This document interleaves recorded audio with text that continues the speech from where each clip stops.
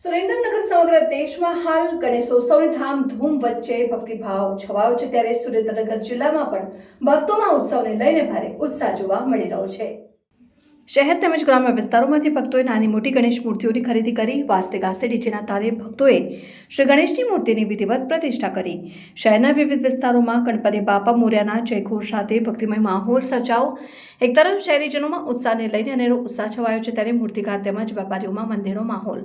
જ્યારે મોટી મૂર્તિઓને લઈને વેપારીઓને મંદીનો સામનો કરવો પડી રહ્યો છે। વર્ષે મોટી મૂર્તિઓની ખરીદમાં નોંધપાત્ર ઘટાડો જોવા મળ્યો છે, ત્યારે નાની મૂર્તિઓને લઈને વધી માંગ। ઉલ્લેખનીય છે કે उत्सव दरमियान भक्तों द्वारा भगवान श्री गणेशની મૂર્તિની સ્થાપના કરીને સવાર સાંજ પૂજન અર્ચન કરવામાં આવે છે અને ઉત્સવના અંતિમ દિવસે ગણેશની મૂર્તિનું વિધિવત રીતે પાણીમાં વિસર્જન કરવામાં આવતું હોય છે।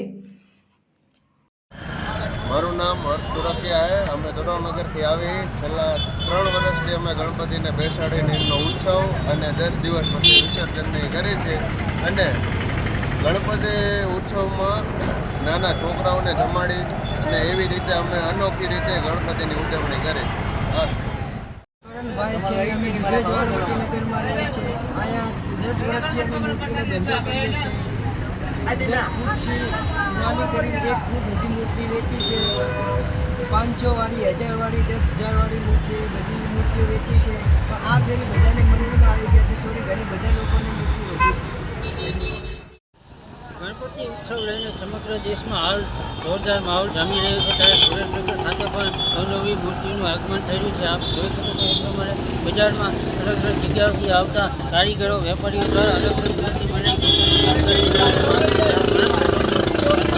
વાત કરવામાં આવે તો